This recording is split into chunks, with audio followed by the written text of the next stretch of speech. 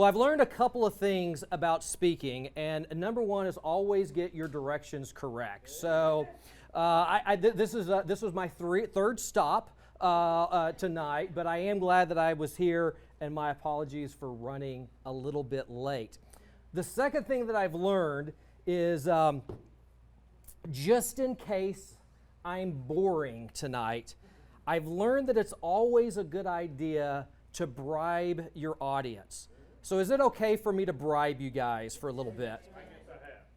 Well, you'll have to fight me for that, but maybe the hat will come up in a moment. What I would like to do, I love all of my 7 children very, very much, but one of them has really kind of followed me in politics. And so Caitlin is our, let's get this right, she is our third child. And do you guys remember a couple of years ago, there was this like flu or cold or something, and the entire country got shut down? Does anybody guys remember that? Well, as my bio said, I've been involved and engaged in politics for quite a while. But at the time, my daughter Caitlin, she was 19. Jennifer, how old was she? Was 18, 19 years old. A serious question, do you guys know what Camp Gladiator is? Do y'all have a Camp Gladiator? Well, Camp Gladiator is an outdoor fitness boot camp.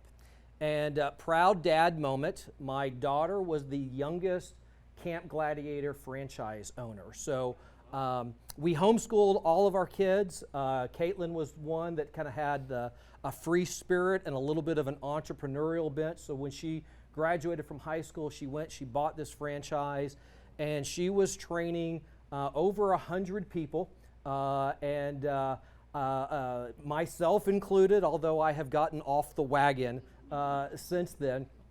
But she'd have people up at 6 o'clock in the morning and 8, and they would do these workouts and stuff. So she was a young entrepreneur, owned a business, and this thing called COVID came around, and they thought that when you have a disease, you know, we need to shut down outdoor exercise.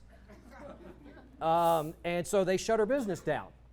Well, all of a sudden, my daughter got very interested and engaged and involved in politics.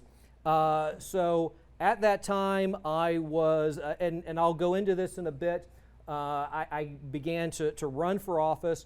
I actually worked on Allen West's gubernatorial campaign, and my daughter joined me on that trip.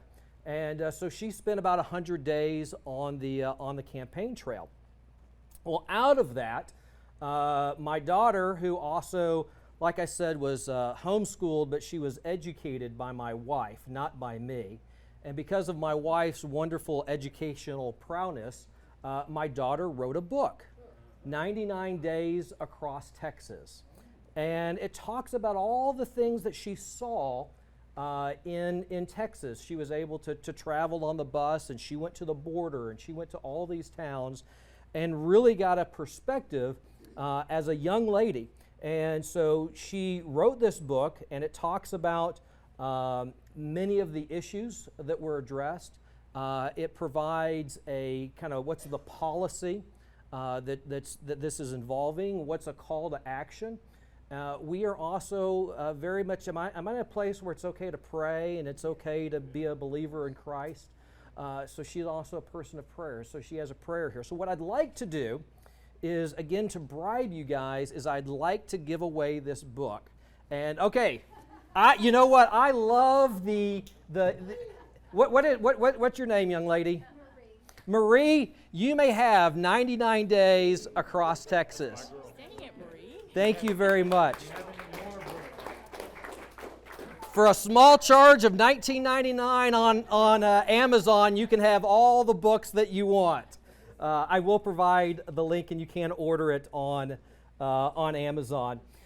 Well, what I'd like to do to get started is, you know, I like I said, I was a bit younger, but 1984 in Austin, Texas, is where Reagan announced his re-election campaign. And my dad was a pastor at the time. I guess he's still a pastor, although he's kind of retired. You don't ever retire as a pastor, but he's no longer actively serving in ministry. But at the time, he had a radio show on the Christian music station. By the way, just to kind of help you understand what it's like in Austin compared to other places like Taylor County, my dad had moved from Houston. And in Houston, when you were a pastor, if you went to the golf course, you would get a clergy discount at the golf course. So he moved to Austin and started playing golf in Austin and went to some of the golf courses in Austin and asked them about a clergy discount. And they looked at him and they go, "You're in Austin now. We charge you extra if you're a pastor." So that's the way Austin is. Something else that's a different, I've always kind of lived either in Travis or Williamson County. Now you guys have, contested and invigorated and energized primaries, right?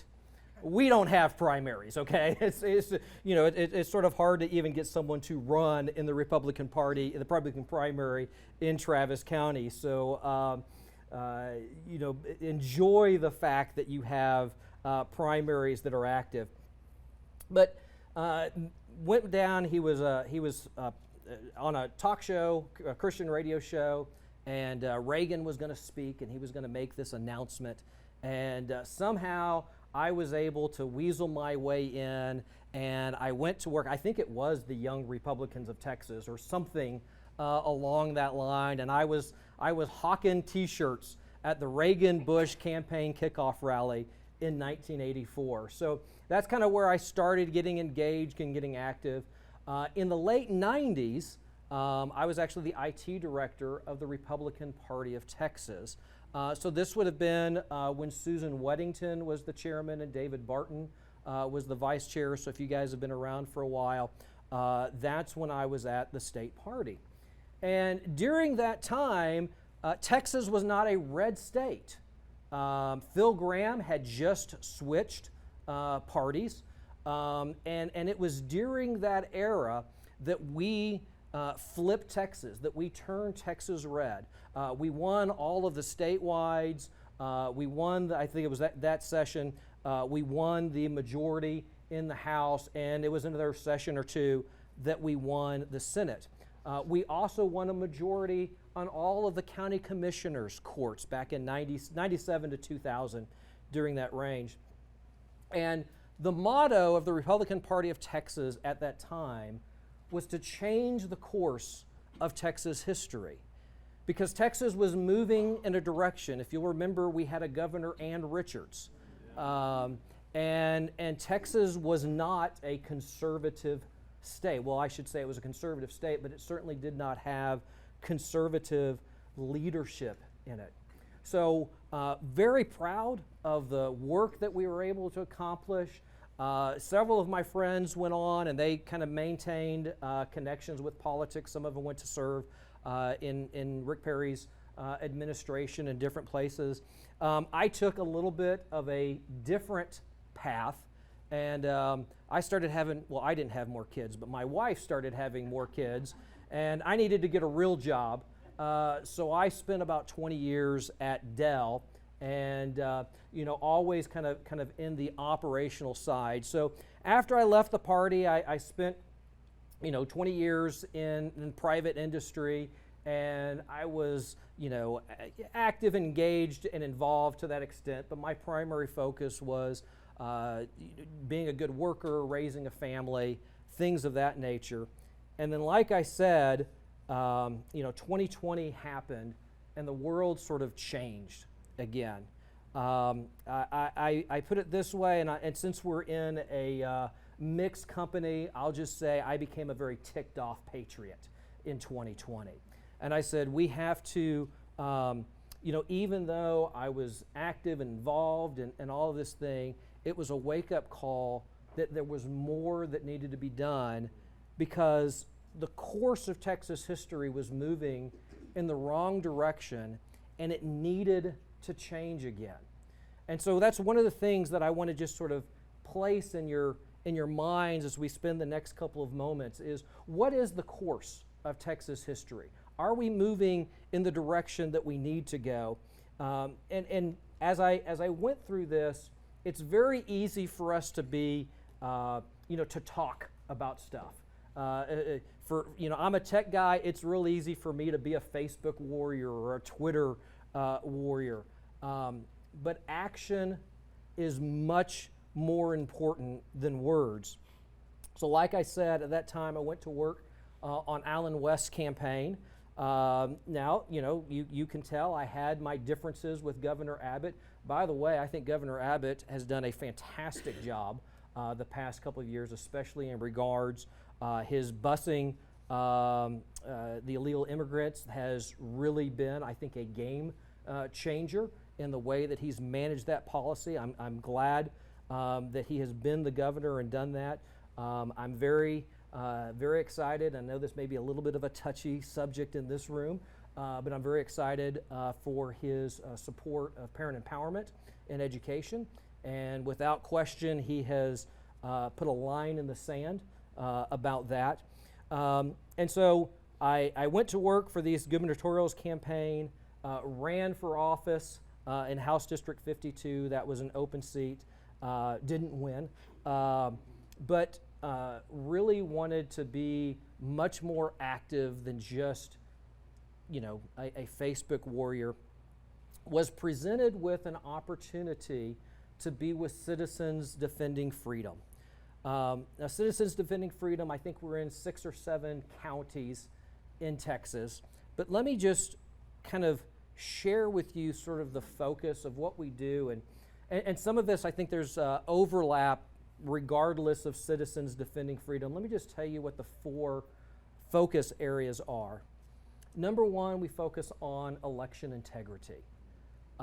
In Travis, I think we have turned in 10 or 15,000 questionable voter registrations that we have appealed. My partner in Williamson County has done similar stuff in Williamson County.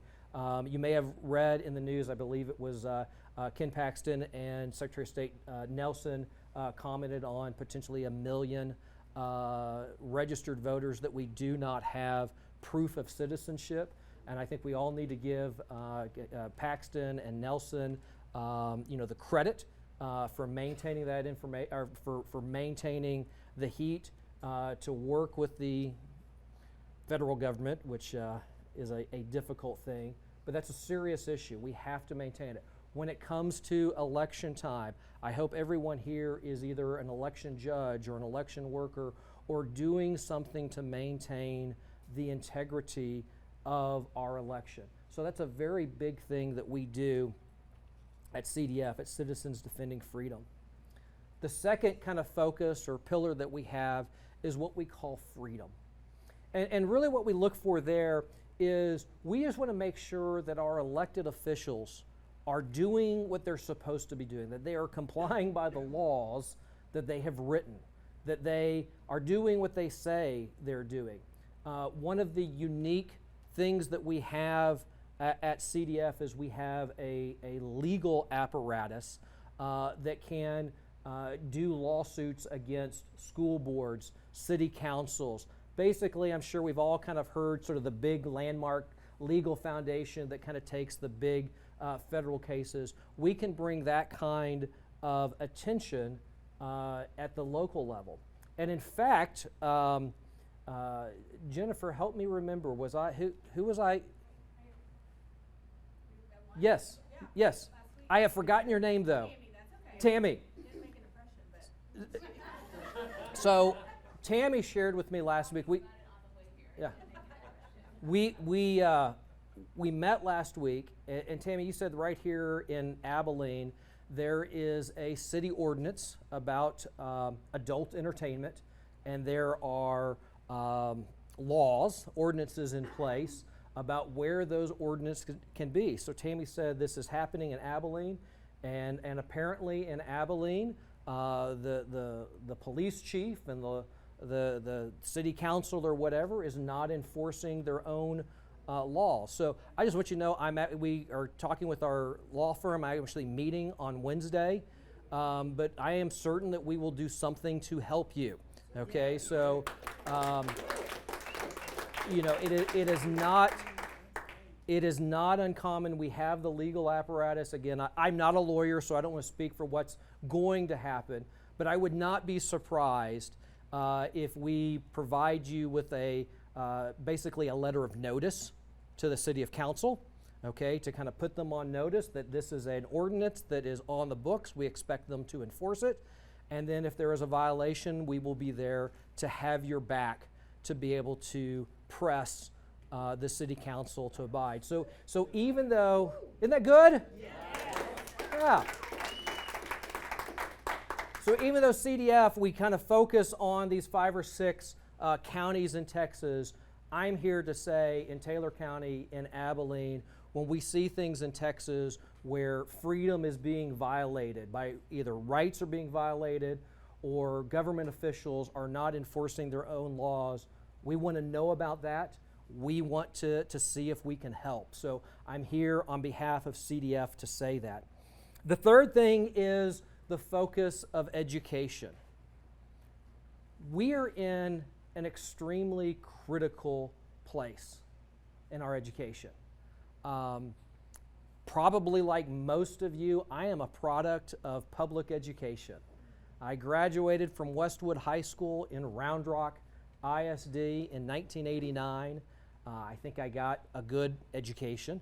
There were 1,000 people in my graduating class. It was as normal as you can imagine. Fast forward 30, 40 years later, in that same school district, we have arrested, the school district has arrested 2 parents who spoke up at school board meetings. In our school books, there are what can commonly be called pornography in the school books. What we like to say is, by the way, what we always say is we want age-appropriate educational material in the libraries. That's what we want. When you're talking to the press, you don't talk about banning pornography. You don't talk about that. You say that you want age-appropriate books and you want them to have educational value. Well, there certainly are a lot of books in our Round Rock Independent School District that are not are not age-appropriate, and they serve no educational value. So we spend a lot of time with school boards and going in and looking at these inappropriate books. We also, in fact, this is where we met last week. We were at the State Board of Education. The State Board Education, think of them as the state's school board. So they sort of oversee TEA, they oversee the independent school districts. And one of the things that has come up is there is a new curriculum that's been developed. It is a very rigorous curriculum. It is classical in its approach. It has, let me ask this question.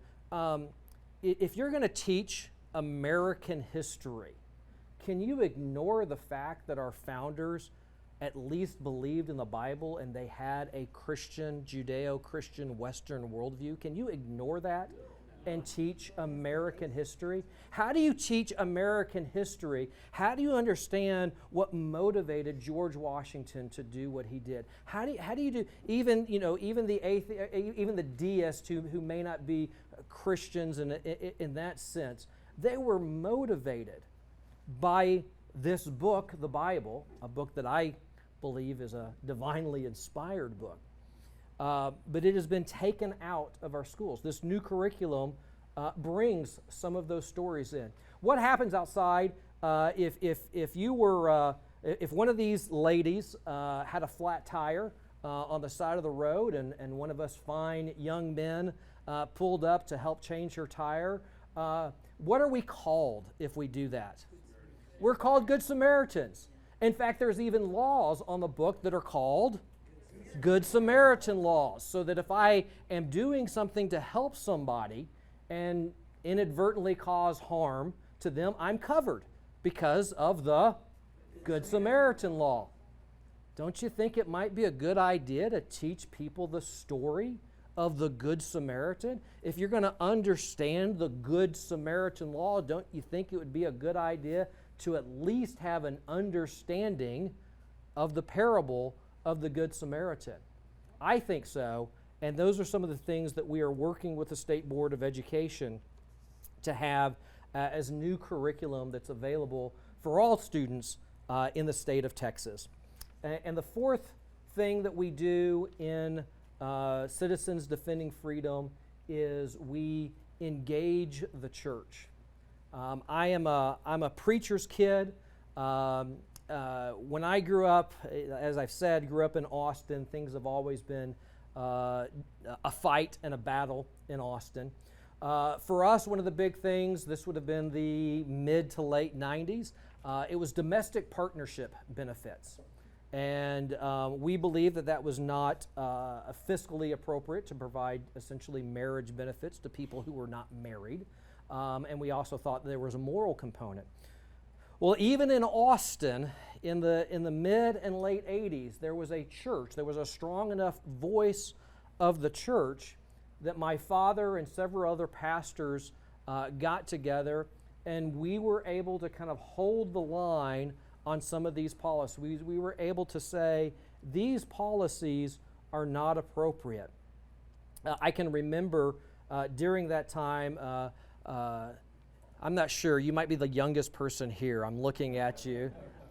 How old are you? 25. You're 20. Do you know what an answering machine is?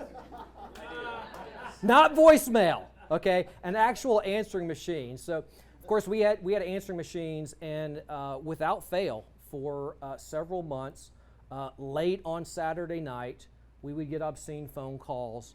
People would leave messages. They were as vulgar and as profane as you can imagine, and it was very harassing to us. But the church in Austin kind of stood firm and was able to kind of maintain a sense of godly governance and biblical values, and having an impact on the community, on the city of Austin. Fast forward these 30 plus years, when I ran for office, I thought, well, I'm going to call up all my friends, all my pastors that were friends of my father, and surely they will support a good preacher's kid like me, and they'll let me come and speak. And maybe I'm a bad speaker, maybe that's it. But unfortunately, I was woefully disappointed when they did not want to be engaged. While I love the church, and I have told many pastors this, it was wrong for a pastor to shut down the church. Yes. Period.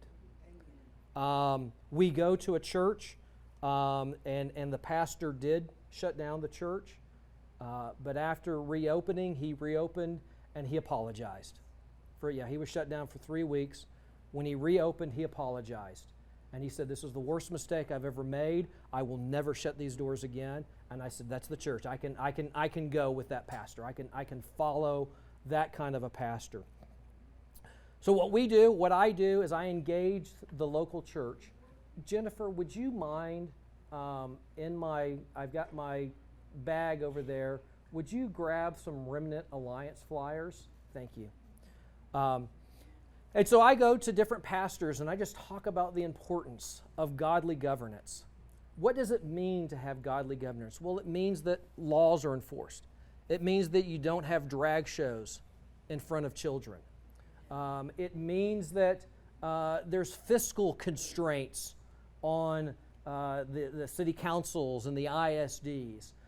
It means that there is a voice for the unborn and for mothers that are going through a pregnancy that is not planned. By the way, I'm the product of an unplanned pregnancy.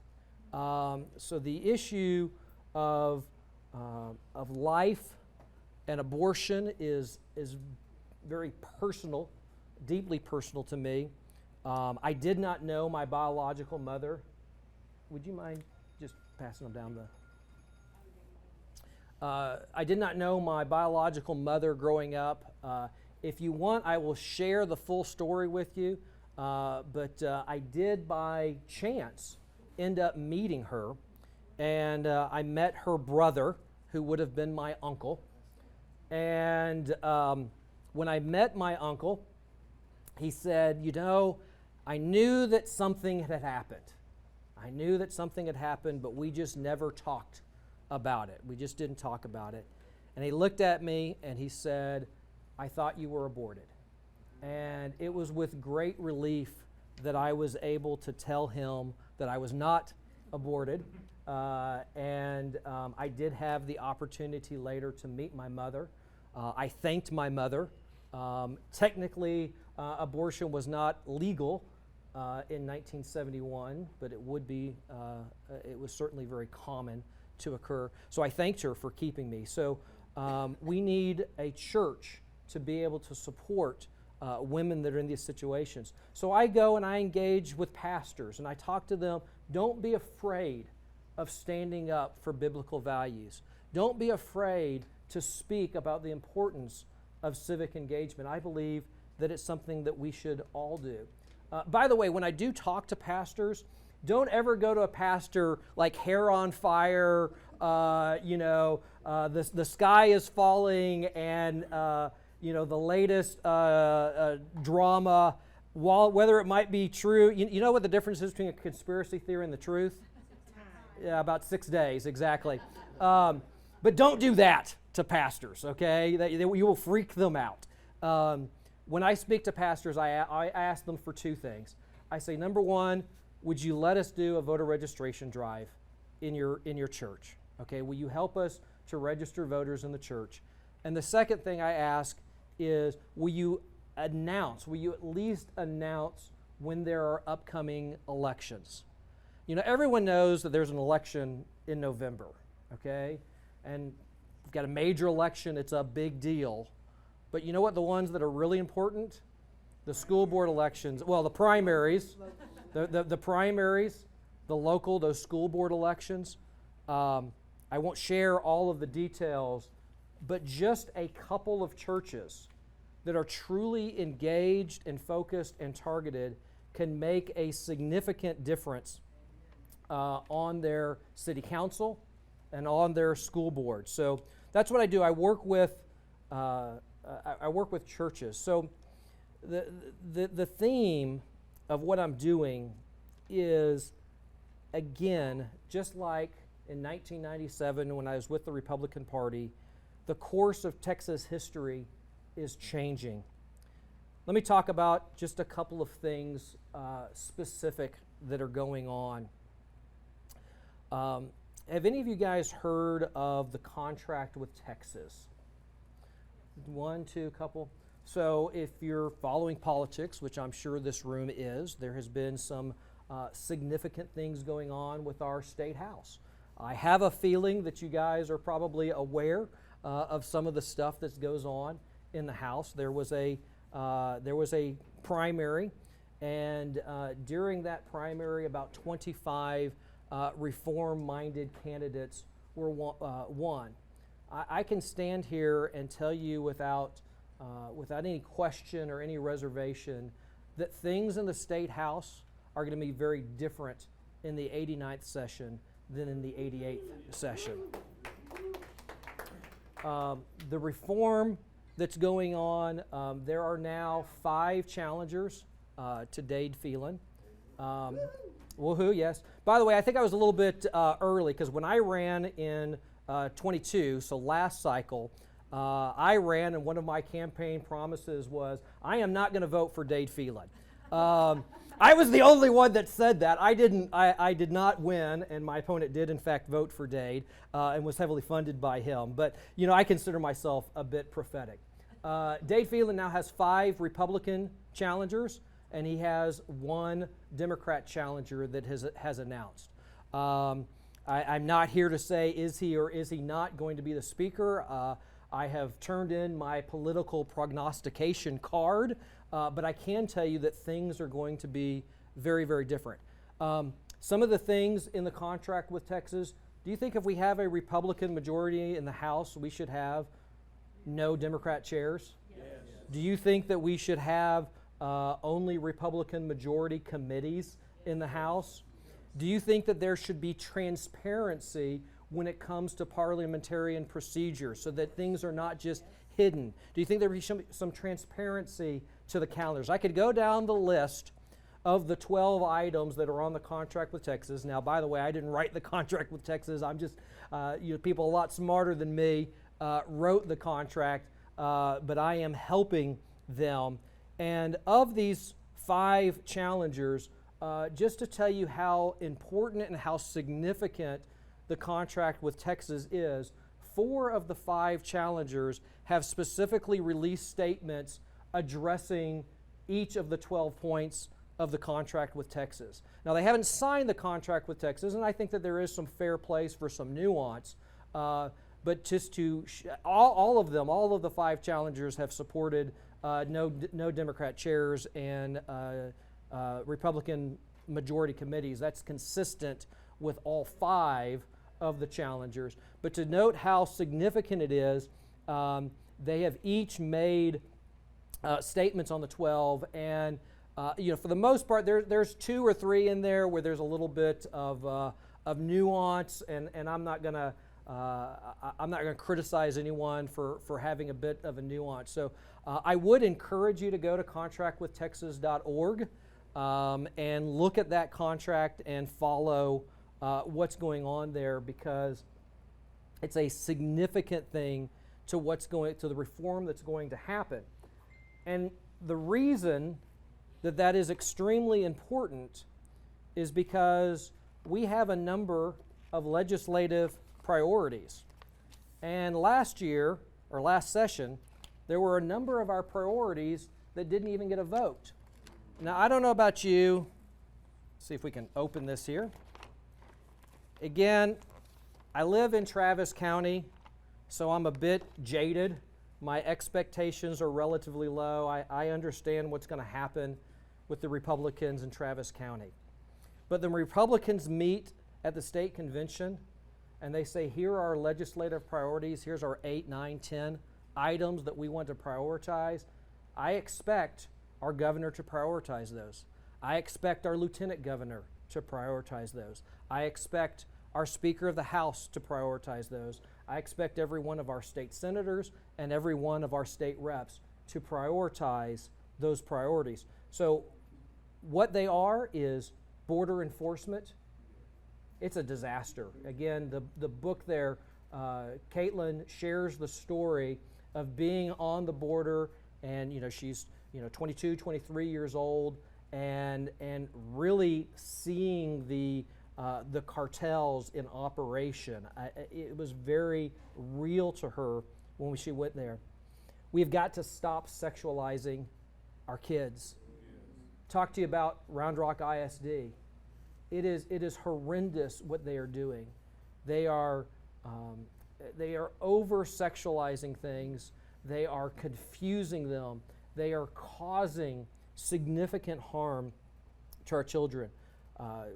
If we're going to be Republicans, we need Republican chairmen and not Democrats. Texas is not for sale. This is something that I believe Senator Colhurst presented a couple of bills about China and other foreign adversaries buying Texas land.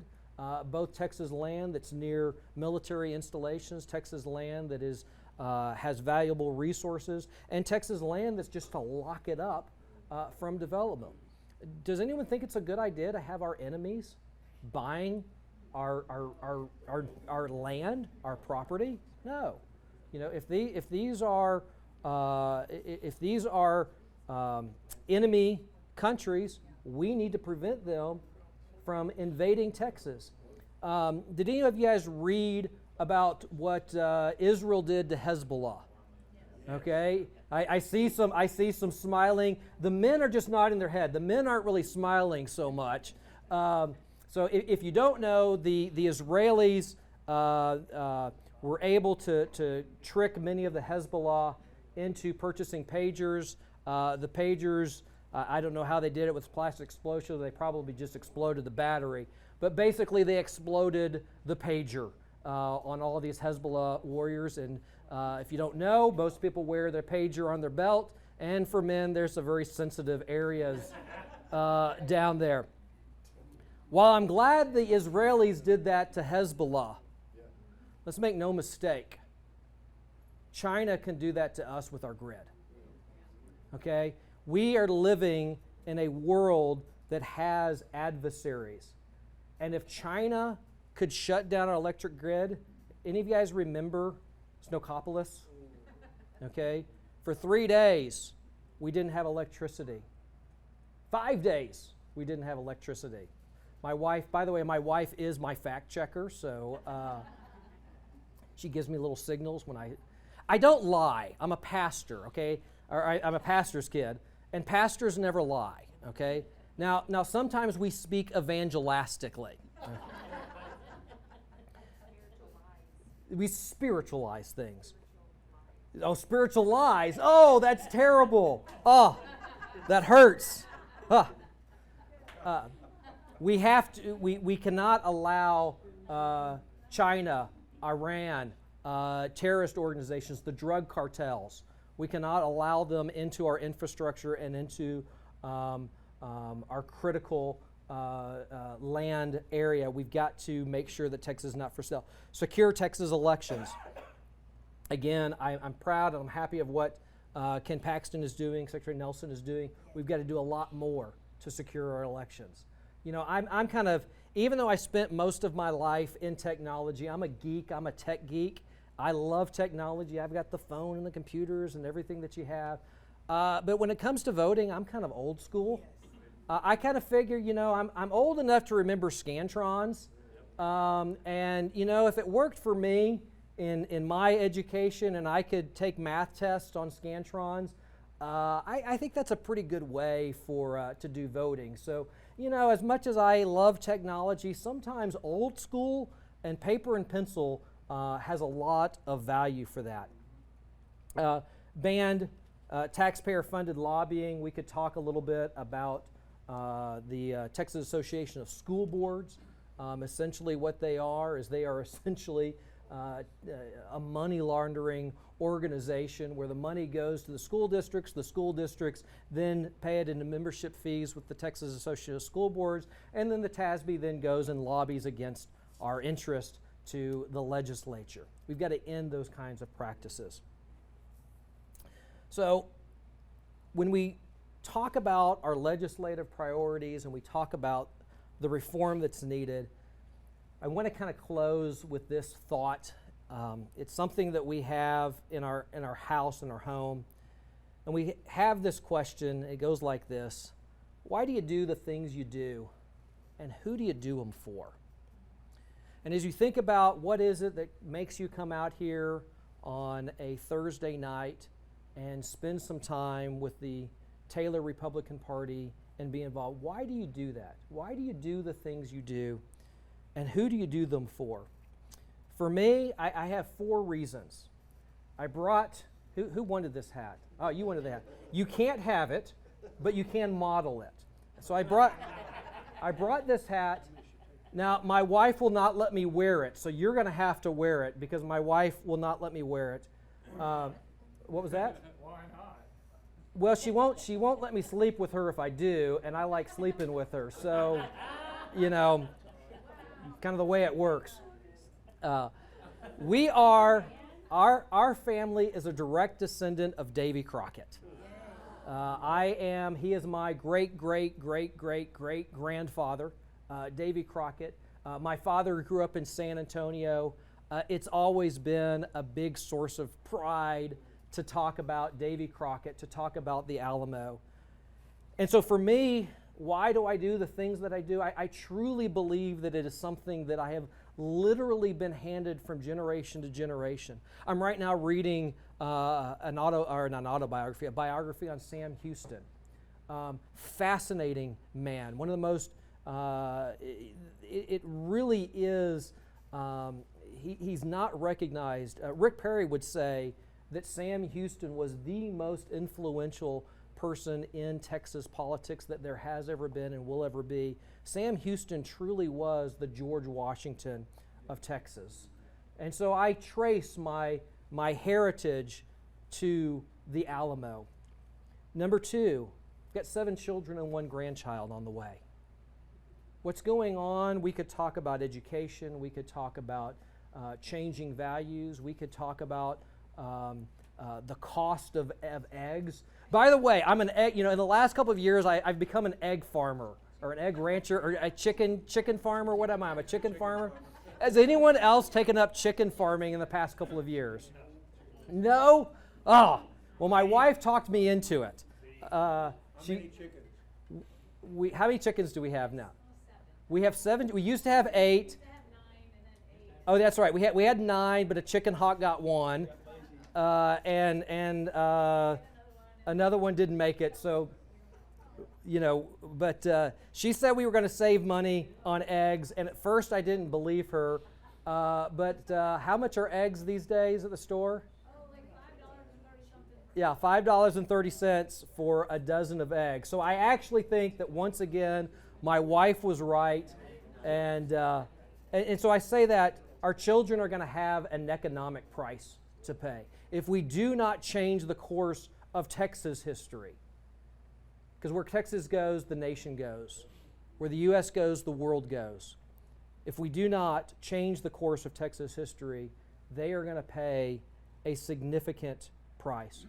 The third reason, one of the most challenging verses that I have, grew up, was a preacher's kid. I had a great life. I don't have any stories of bad stuff happening to me. I've been extremely blessed. Like I said, I was adopted. If I had been with my biological mother, I would have been kind of on a cotton farm in Richmond, Texas, Fort Bend area. I've had a wonderful life as a shober. Everything has been a true blessing to me. And one of the scriptures, I won't say it will haunt you because I don't think it's right for Scripture to haunt you, but it absolutely convicts me. And that is, to whom much is given, much is required. If you're sitting here sucking air in Texas, touching U.S. soil, you're blessed. At one point, I put on this nation's uniform, and I put a hand on the Bible, and I swore an oath that I would defend this nation from any enemies, foreign or domestic. There's a saying that says, all gave some gave all. When it was all said and done, I didn't give a lot, but I gave my time and I gave my duty for my country because I believe that we are blessed to be here. And then finally, one day, you and I will give an account for everything that we've done. So when we talk about why do I do the things that I do and who do I do them for, I don't say that in a fearful way, but every one of us are going to stand before God and we're going to have to give an account. And I certainly think there's a lot of things about the Bible, and theology, and things of that nature. But make no mistake, how we handle godly governance, if we protect and defend and expand godly governance, there will be a reward for us. And if we fail to do so, I don't quite understand how it works, but I just know that I don't want to have that conversation on the other side. For me, this really is not about Team Red. This is not about Republican per se. This is about getting real work done to change the course of Texas history. And if we do that, I believe that we can have a Texas that has more freedom, more security, and more prosperity. So thank you for what you're doing. Thank you for allowing me to be here. Hopefully I have given you some things to think about. And I tell my kids with this, are there any questions, comments, or snide remarks? I do have a question for you.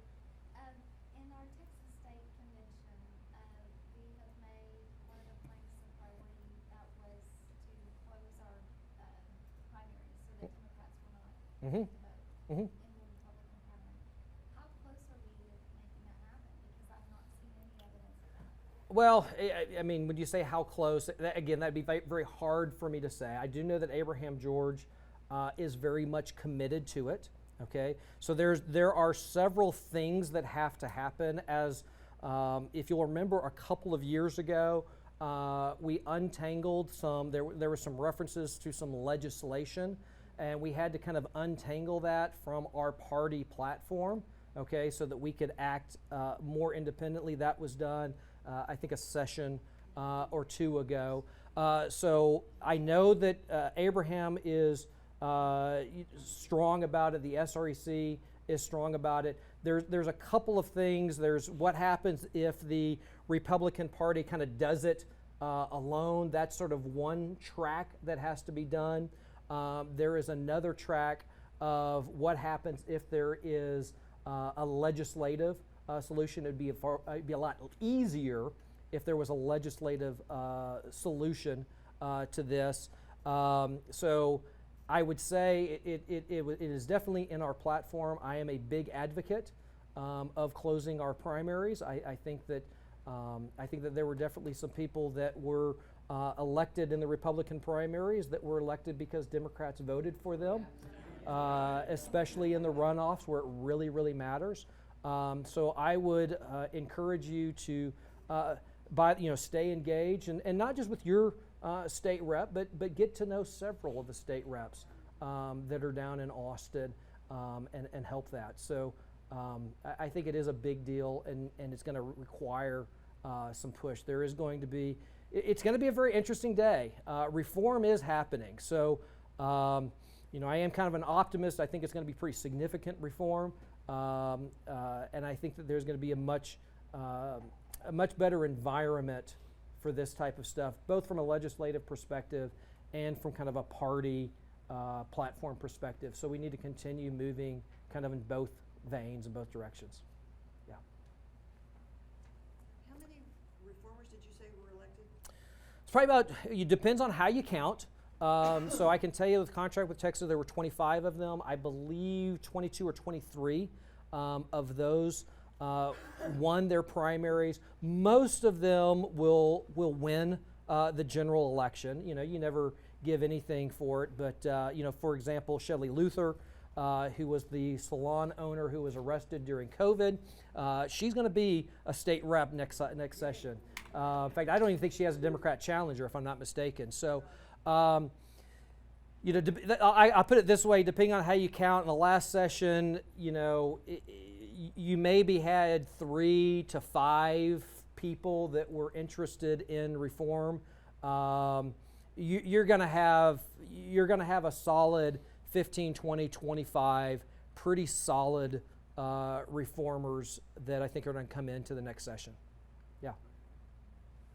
So could you give us 1 or 2 tips? We have a non-respondent representative, Mhm. responsive, sorry, non-responsive, not respondent. Mhm. He unresponsive, there you go. Mhm. He doesn't respond to us. Mhm. What would be 1 or 2 things that we can do to gently encourage him to recognize that we are a force to be reckoned with, and that Yeah. we won't let things go on the way they Well, go? politicians are interesting creatures. Okay, they respond to 2 things: money and votes. Okay, so what you're going to have to do is you're going to have to show yourself that you're a force to be reckoned. Now, within the context, so I'm gonna kind of put my activist hat on as opposed to my Republican Party, because there are some constraints. These constraints might not be the right word, but as opposed to CDF, yeah. There are some, as a Republican Party, that means something. There are certain things that need to be done within the context of the party. But as an activist, I think there's some things that you can do. One of the biggest things that you can do is as a force multiplier, okay? If there's, about 25, 30 people in the room here right now, if every one of you guys would target likely Republican primary voters over the next 2 years and simply commit to writing them 3 or 4 times over the next 2 years, basically laying the groundwork, that will create an environment that will be conducive for change. Also, remember, it's not about who's elected. It's not about electing the right person to office as much as creating the environment that the wrong person does the right thing. So never underestimate the power of your voice amplified with your neighbors to perhaps nudge candidates that are representatives that are not representing you. And I think that I think the other thing, so that was a little bit on the harsh. Don't ever give up. Continue to talk. The world is going to change, okay? I did happen to catch your representative's interview a couple of days ago. He certainly does not think that there's going to be significant change to leadership in the House. See what happens when the world changes. See what happens. But always be nice, always be polite, but always be firm. Since you have your activist hat on, Yes. what's your position on the Texas State Independence Referendum Act? When I was a candidate, I signed the Texit. I signed the nationalist movement pledge. So I am an advocate. I'm an advocate. If I was there, I would let the people vote on it. As a pragmatist, I might have a slightly different.